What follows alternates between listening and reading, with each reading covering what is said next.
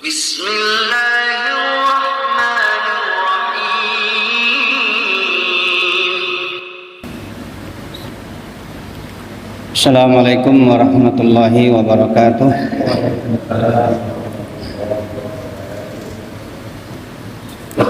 Alhamdulillahi rabbil alamin, wal aqibatu lil muttaqin, wala udwana illa 'alal zalimin. Asyhadu an la ilaha illallah wahdahu la syarikalah, wa asyhadu anna Muhammadan abduhu wa rasuluh. Allahumma salli ala Muhammadin wa ala alihi wa ashabihi ajmain. Ya ayyuhalladzina amanu taqullaha haqqa tuqatih wa la tamutunna illa wa antum muslimun. Ya ayyuhalladzina amanu taqullaha wa qulu qawlan sadida yuslih lakum a'malakum wa yaghfir lakum junubakum. Wa may yuti'illaha wa rasulahu faqad faza fawzan azima. Amma ba'du, fa inna ahsanal hadisi kitabullah wa khairul huda hudan nabi sallallahu alaihi wasallam, wa syarrul umuri muhdatsatuha wa kullu muhdatsatin bid'ah wa kullu bid'atin dolalah wa kullu dolalah finnar. Summa ma ba'du, ma'asyiral muslimin wal muslimat rahimani wa rahimakumullah. Bersyukur kita kepada Allah Azza wa Jalla yang telah memberikan kenikmatan yang sangat banyak buat kita. Nikmat iman, nikmat Islam, nikmat di atas sunnah, nikmat keamanan. Kita berdoa kepada Allah Subhanahu wa taala, semoga saudara-saudara kita di Palestina diberikan oleh Allah pertolongan. Allah menangkan agamanya. Dan kita hanya bisa berdoa. Dan janji Allah, pasti Allah menolong orang-orang yang beriman dengan benar-benar beriman kepada Allah Subhanahu wa taala. Kita tidak bisa bayangkan kondisi saudara-saudara kita di jalur Gaza yang ketiadaan listrik, ketiadaan air, dan mungkin ketiadaan makanan. Maka kita bersyukur kepada Allah dan kita doakan saudara-saudara kita, semoga Allah berikan kepada mereka hidayah, kemenangan, dan keikhlasan niat untuk membela agama Allah Subhanahu wa taala di muka bumi. Ma'asyiral muslimin wal muslimat rahimakumullah.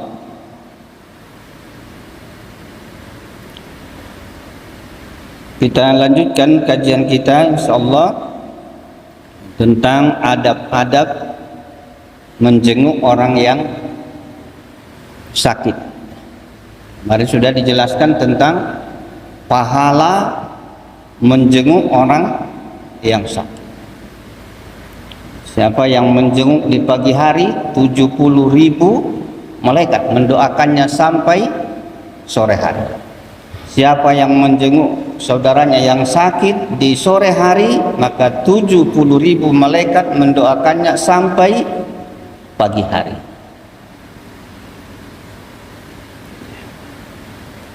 Suatu pahala yang sangat besar. Maka malaikat mendoakan sampai pagi hari. Dan kita sudah masuk kemarin tentang adab, itu yang kedua, yaitu bertanya tentang kondisinya.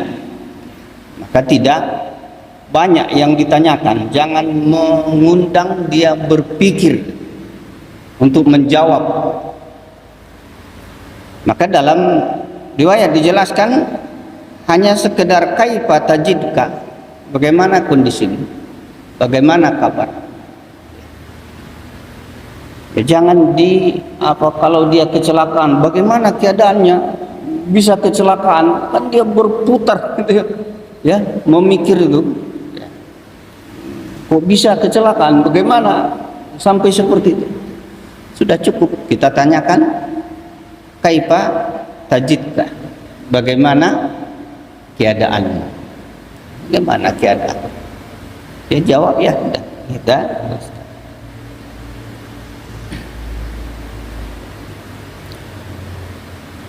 Yang ketiga adalah mengingatkan akan keutamaan orang yang sakit ya. Maka dinasehati bahwa orang yang sakit la ba'sa tuhur insyaallah, tidak apa-apa, ini adalah untuk mensucikan. Bagaimana dijelaskan dalam hadis, ditanya Rasulullah SAW, ya Rasulullah, itu kan pahala bagi orang yang menjenguk. Bagi orang yang sakit apa yang dapat? Ghufira lahu jambah, diampuni dosanya. Kan orang yang menjenguk itu pahalanya besar. Maka sahabat bertanya, itu orang yang menjenguk, untuk orang yang sakit dapat apa? Maka Nabi kita menjelaskan, ghufira lahu jambah, diampuni baginya dosa-dosanya kalau dia bersabar dengan sakit itu. La ba'sa. Maka doa yang kita panjatkan kalau kita mendengarkan saudara atau menjenguk saudara kita, la ba'sa tuhur insyaallah, dah apa untuk mensucikan kebersabaran. Yang keempat adalah mendoakannya dengan doa-doa yang diajarkan oleh Nabi kita Muhammad sallallahu alaihi wasallam. Yang kita doakan ya. Allahumma ya rabban nas ya musibal bas isfi antas safi la sifa'a illa sifa'uka sifa'al la yughadiru saqama. Kita doakan, ya Allah yang maha menyembuhkan, sembuhkanlah dia kesembuhan yang tidak kambuh-kambuh lagi. Jadi kadang dibaca doa-doa itu ada di himpunan doa-doa. Doa kita menjenguk orang yang sakit. Ya Rabban nas, ya mushibal bas. Ya Rabb, Tuhan manusia yang menghilangkan segala penyakit. Isfi antas safi, sembuhkanlah dia karena engkaulah maha penyembuh. La sifa illa sifauka, tidak ada kesembuhan kecuali kesembuhan darimu. Jadi doakan. Maka ini adab kita. Jadi jangan ngobrol terus, kapan berdoanya? Mendoakan orang yang sakit. Ya kalau kita tidak bisa yang panjang, Allahumma antas safi isfi, ya Allah engkau yang maha penyembuh, sembuhkan dia. Tidak bisa bahasa Arab, ya bahasa Indonesia, ya Allah sembuhkan dia. Karena tidak ada yang bisa menyembuhkan kecuali Allah aja. Dokter bisa sembuhkan? Tidak. Maka dilihat dibungkus obat itu, semoga cepat sembuh. Bukan dokter yang menyembuhkan itu. Semoga Allah menyembuhkan. Ya. Ya, dokter hanya memberikan obat ya sesuai dengan ilmunya. Yang memberikan kesembuhan hanya Allah Subhanahu wa ta'ala. Ya banyak ya doa-doa yang diriwayatkan dari Nabi kita sallallahu alaihi wasallam mendoakan orang yang sakit. Nah, dilihat ya. Bismillahirrahmanirrahim, Rabbul Asril Azim, isfi ya. Isbih lahu. Ya, bisa dibaca doa-doa. Yang kelima adalah membawa oleh-oleh untuk menyenangkannya. Jadi boleh ya, dibawa. Mungkin kita kenal betul dengan dia, makanan kesukaan dia, ya bawa. Ya, ditanya tapi masih bisa makan enggak? Kalau tak bisa makan bagaimana? Nanti bawa makanan gitu.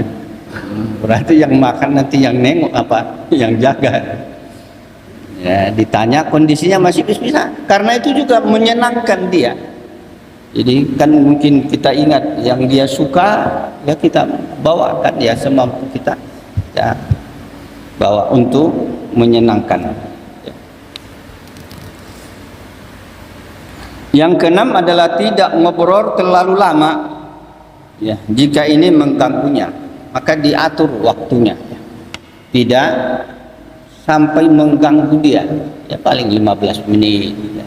Ya menjenguk, namanya pun menjenguk, bukan ziarah. Kalau ziarah bermalam di situ. Tapi kalau dia menjenguk ya sebentar. Ya, kita menanyakan kondisi. Tetapi ada kondisi yang sakit itu membutuhkan orang yang menjenguk, mungkin memberikan nasihat, itu mungkin lebih lama. Tapi kalau hanya sekedar menanya sudah. Tapi kan ada kondisi sebentar ya, ada yang mau apa, dia mungkin dia mau konsultasi atau apa, mungkin diberikan waktu. Asal tidak membebani dia, mengganggu dia. Yang ketujuh, ini mungkin yang belum kita bisa lakukan. Jangan bosan menjenguk orang yang sakit di saat orang lain sudah bosan dan tidak ada yang menjenguknya. Jadi artinya tidak ada batasan berapa kali kita menjenguk. Kalau dia di rumah sakit 1 bulan, tidak ada batasannya, mungkin sekali sepekan atau sekali kita tengok. Jadi bukan hanya di awal dia sakit, udah tengok, habis itu udah sampai selesai, tidak ditengok-tengok lagi. Ini perlu. Apalagi dia sakit menahun, kan tidak ada yang menengok, makin sakit dia. Coba kalau kawan dia datang, kan dia senang. Jangankan yang sadar, yang koma, yang koma. Kita datang disampaikan saya si Anu datang, dia keluar air matanya. Berarti dia tahu dia mau ngobrol tapi tidak bisa lagi karena menurut medis kan orang koma itu dia dengar tapi cuma dia tidak bisa ngomong. Dia tahu. Jadi berapa kali dulu kita nengok ya, menjenguk saudara kita yang sudah koma. Kita datang, Assalamualaikum, saya si Anu. Lalu dia menangis. Sabar kita. Itu. Jadi kalau dia lama sakit, ya kita ada waktu jenguk. Jadi tidak ada bahasa udah hanya sekali di awal sakit, ya. Udah. Habis itu kawan itu sebulan di rumah sakit, udah sekali itu ditengok. Lalu semua tidak ada yang datang. Kira-kira bagaimana lagi gitu? Kan mikir lagi dia tuh. Mana kawan-kawan saya dulu yang katanya kawan setia? Tak ada satu pun yang ditengok, dijenguk. Mungkin ya ada waktu kita. Ya sekali sepekan atau sekali 3, ya udah lakukan.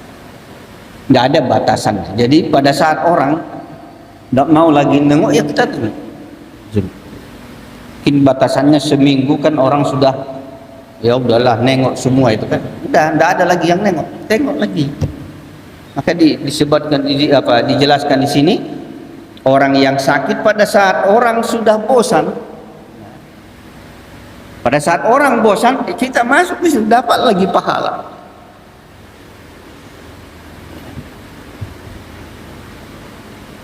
Yang kita ya, kalau dia sudah jatuh sakit bertahun-tahun apa namanya? Yang stroke apa? Iya, bertahun-tahun itu. Tidak ada yang nengok bagaimana. Padahal dia kan sadar dia. Tidak ada ngobrol, hanya keluarga terus. Tadi anjurkan kita untuk mengulang-ulang menengok saudara kita yang sakit. Yang kedelapan adalah memberikan harapan sehat. Bagaimanapun kondisi saudara kita yang sakit, maka berikan harapan sehat, karena tidak ada yang tahu ajal. Jangan cerita ajal di situ.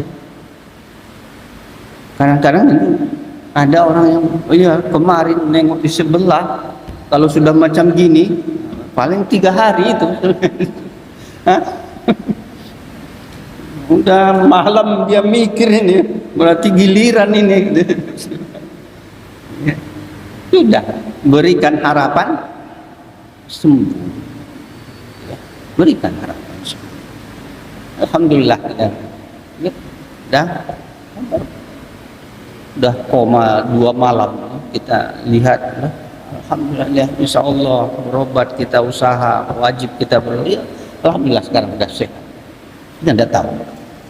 Mungkin kita yang nengok yang duluan ketimbang orang yang sakit. Tidak tahu. Maka berikan harapan sembuh, sehat. Jangan dibayang-bayangkan, ditakut-takuti. Maka Nabi kita SAW bersabda, "Ija dakhol ta'ala marid pamurruhu antada'u laka." Ya. Fa inna du'aka ka du'ail malaikah.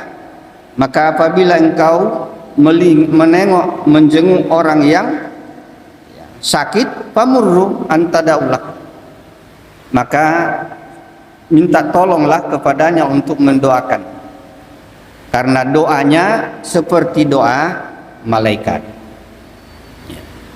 Tapi ini diperselisihkan oleh ulama karena hadisnya doi. Karena bagaimana kita minta doa kepada orang yang sakit, orang yang sehat mendoakan yang sakit. Ini kan hadisnya ini, pamurku, perintahkan dia untuk mendoakan. Fulan doakan saya ya. Lalu kalau dia jawab untuk saya aja, tidak bisa doa, bagaimana mendoakan? Ya. Maka ulama hadis menggaibkan. Yang lazimnya adalah orang yang sehat mendoakan yang sakit. Cuman yang bahasan fa inna doa orang yang sakit itu ka doail malaikat. Memang dia doanya mustajab. Doa orang yang sakit karena dia dalam keadaan terdesak.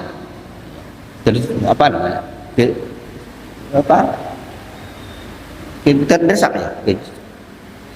Ya terdesak. Maka Allah berfirman dalam Al-Quran, ammay yujibul muttarra idza da'ahu wa yaksifus su. Atau siapakah yang memperkenankan doa orang yang dalam keadaan kesulitan? Maka orang yang sakit adalah dalam keadaan sulit. Maka doa dia adalah mustajab. Tapi dia dianjurkan berdoa untuk dirinya sendiri. Jangan kita minta tolong lagi, ya, doakan saya. Apalagi ditambah lagi saya ini rugi berdagang, doakan. Dia lagi sakit, kita minta doa untuk bisa beruntung bisnisnya, kan tidak masuk akal lagi. Terbalik. Ya?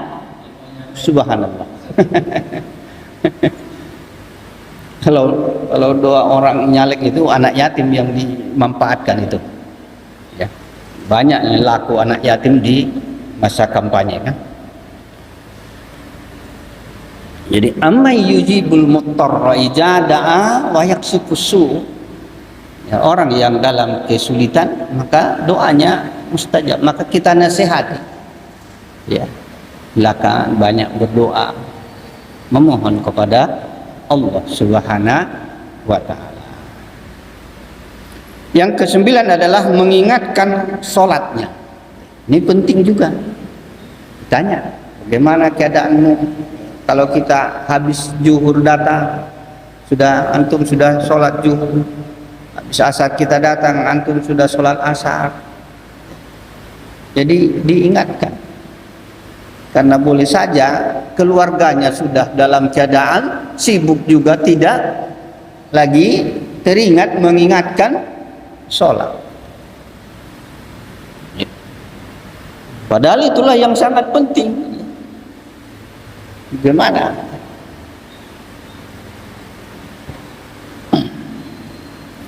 Ada mukjizat sholat yang spesialis penyakit dalam, Dokter Sagiran Hafizahullah di Jogja, yang menjelaskan itu. Sebenarnya yang perawat, yang dokter, yang pertama dia tanya pasien itu adalah sudah sholat atau belum, kalau dia beragama Islam.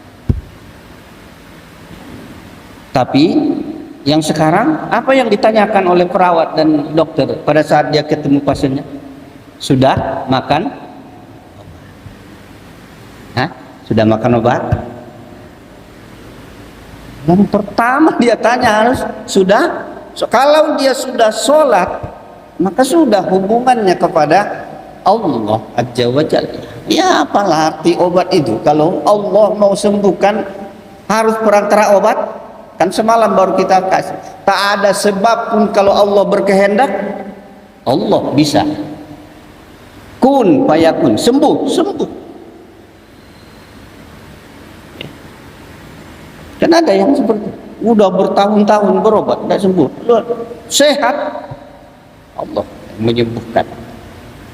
Maka perbaiki hubungan dengan Allah Rabbul Alam. Kita perbaiki, maka sholat. Jadi ingatkan, pertama ya sudah sholat, baru nanti kan dia apa, kalau banyak permasalahan ya semampunya, mas tatok semampu. Orang yang sakit itu adalah semampunya, nasihati semampunya.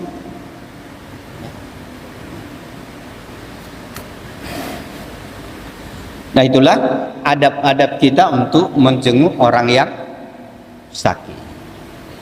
Menjenguk orang yang sakit. Kita lanjutkan hak yang keenam, yang hakul muslim alal muslim sittah. Yang keenam adalah wa iza mata fatbaqhu. Apabila dia meninggal maka ikutilah jenazahnya. Ya, fa'atbathu, maka ikuti.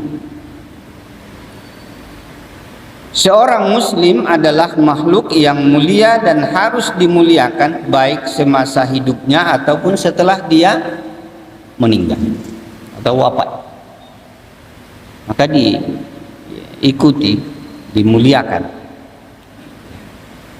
Maka Nabi kita SAW bersabda, man sahidal janajah hatta yusolli falahu qiratun wa man sahida hatta tudupana kana lahu qiratanin, ya qiraton.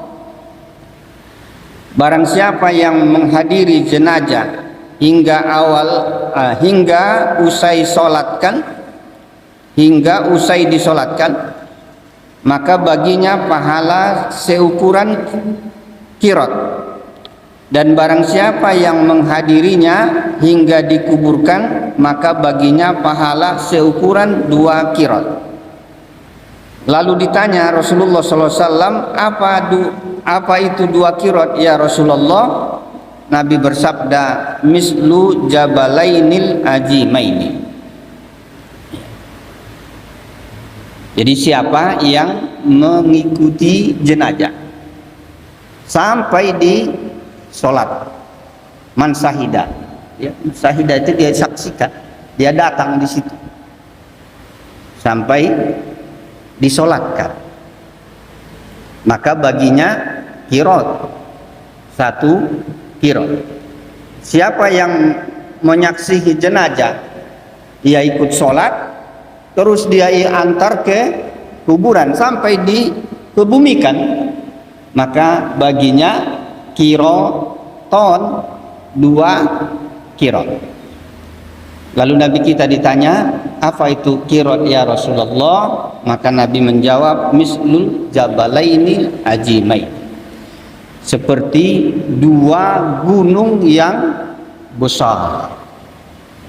Pahala orang yang menyaksikan jenazah sampai sholat, sampai dikebumikan. Jadi kalau hanya dia datang, jenguk, balik, dapat deh. Hah? Kan banyak yang seperti itu sekarang. Dia datang, ya salaman sama keluarganya, dan balik. Nggak ikut sholat, nggak ikut ke kuburan. Maka usahakan salah satunya. Mungkin kita tanya, jam berapa nanti dikebumikan, jam berapa nanti sholatkan. Datang sholatnya, datang untuk mengebumikan.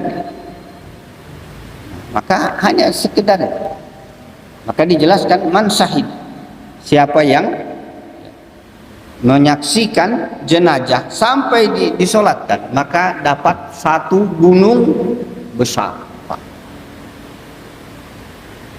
Ada riwayat lain menjelaskan Jabalil Uhud, seperti gunung Uhud.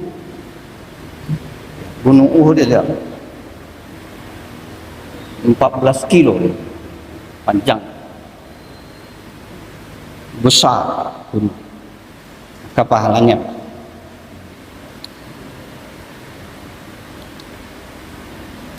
Dalam riwayat yang lain disebutkan, man shalla ala janazah walam yatbakha falahu qiratun, fa in tabi'aha falahu qiratan, al asgharuhuma mislul uhud. Nah, siapa yang sholat jenazah, dia tidak ikut menguburkannya, maka baginya 1 qiraat. Hanya dia sholat, habis sholat balik, dia tidak ikut ke kuburan. Fa'in tabi'aha, kalau dia ikut lagi ke kuburan, qiratan, ya, maka baginya 2 qiraat. Asgharuhuma mislu Uhud, paling kecil dari kedua itu adalah seperti gunung Uhud. Coba bayang, paling kecil pahalanya seperti gunung Uhud. Sebesar apa lagi?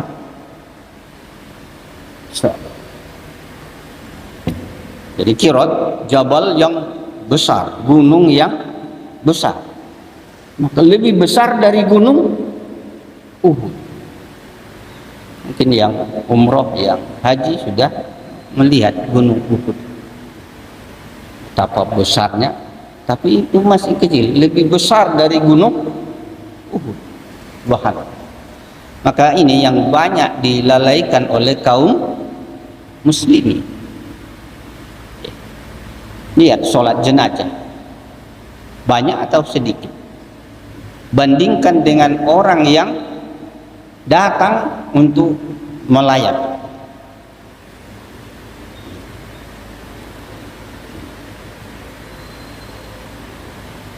Sampai kuburan pun di pinggir yang banyak, kan ikut menguburkan, mendoakan. Ya, maka ya semoga kaum muslimin memahami agama ini, karena ya mungkin alasannya kalau diajak untuk sholat jenazah ini kan fardu kifayah, tapi dia lupa bahwa di situ ada pahala yang sangat besar. Ya fardu kifayah, ya memang hukumnya adalah fardu kifayah. Tapi yang dapat pahala adalah orang yang mengerjakannya. Maka diusahakan untuk kita ikut sholat jenazah dan ikut menguburkan.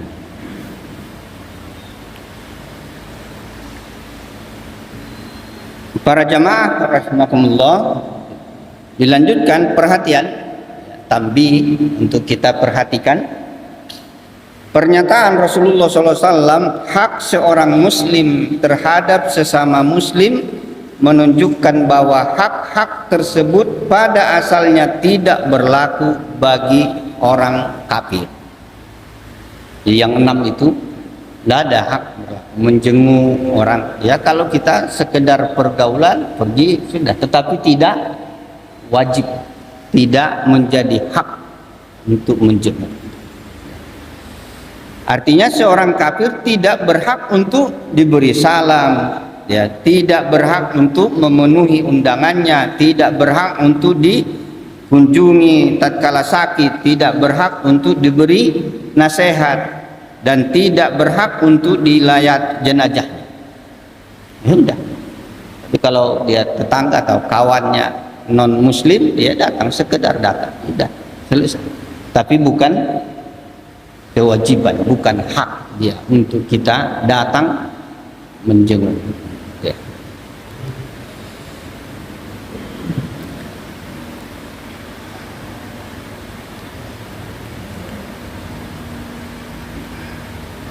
Ustadz Firanda Hafizahullah menjelaskan, adapun memulai salam terhadap non muslim maka Rasulullah SAW melarangnya. Ya. Tidak boleh kita memulai salam kepada non muslim. Sama dengan surat Nabi kita ke Raja Heraklius Romawi. Bismillah, salamun ala manit taba'al huda. Kalau mau menjelaskan seperti itu salamnya, salam ala manit taba'al huda, alaman, ya, ala manit taba'al huda, keselamatan bagi siapa yang mau mengikuti petunjuk. Maka ada riwayat menjelaskan Nabi kita mengirim surat ke Raja Persia. Maka Nabi menjelaskan aslim taslim, Islam selamat. Jadi kalau langsung kita mengucapkan kepada, sudah kita tahu dia non muslim, ya tidak ada hak kita untuk mengucapkan salam.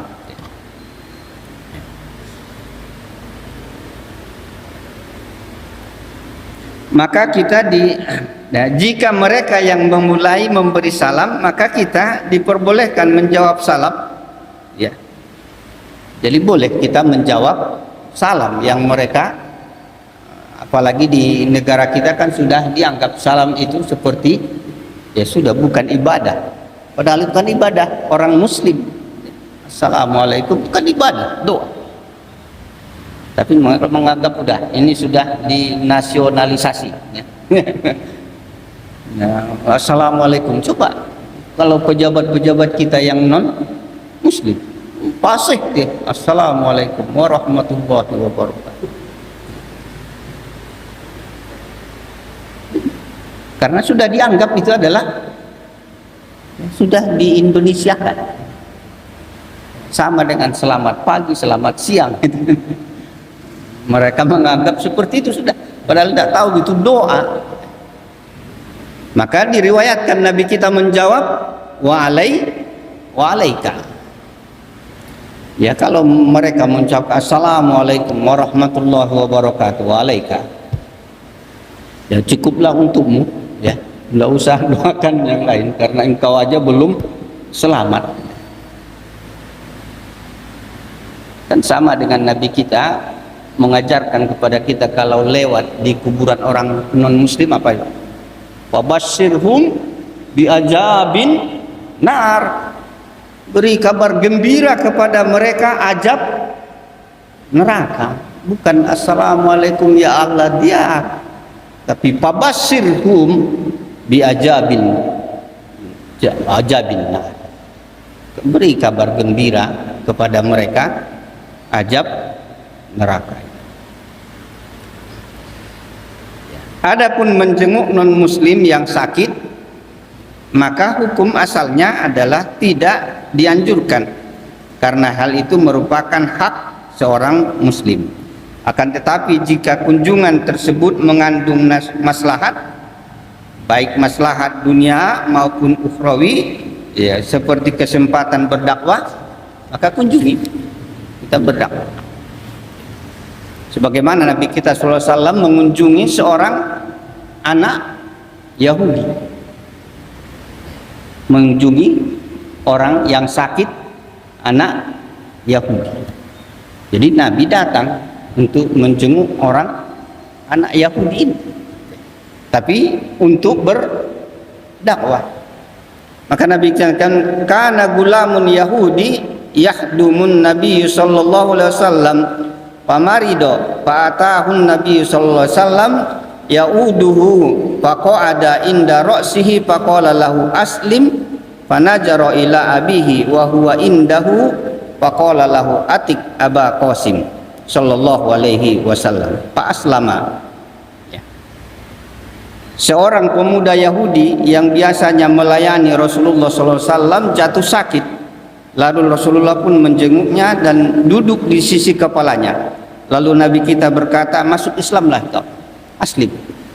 Maka anak ini melihat bapaknya. Bapaknya katakan atik abi qasim, taati, udah Islam. Islam. Maka anak itu Islam. Pas lama dia Islam. Ya faharajan Nabi sallallahu alaihi wasallam wa huwa yaqulu alhamdulillahillazi anqadhahu minan nar. Ya, segala puji bagi Allah yang telah menyelamatkan anak ini dari neraka. Jadi niatnya untuk berdakwah. Ya, ataupun ada duniawi tetangga kita. Kan ada hak tetangga, bukan muslim, ada hak tetangga. Tetangga kita mungkin non muslim, karena ada di situ duniawi, hak sebagai tetangga. Ya, jadi boleh kita menjenguk dengan pertimbangan ada maslahat untuk memberikan nasihat, atau kita untuk urusan dunia yang mungkin tetangga kita. Insyaallah kita akan lanjutkan pertemuan berikutnya, yaitu hadis kedua dari kitab Jami', yaitu adab dan akhlak. Semoga Allah beri taufik hidayah kepada kita ya untuk menuntut ilmu agama Allah yang mulia ini. Subhanakallahumma wa bihamdika asyhadu an la ilaha illa anta astaghfiruka wa atubu ilaik. Assalamualaikum warahmatullahi wabarakatuh.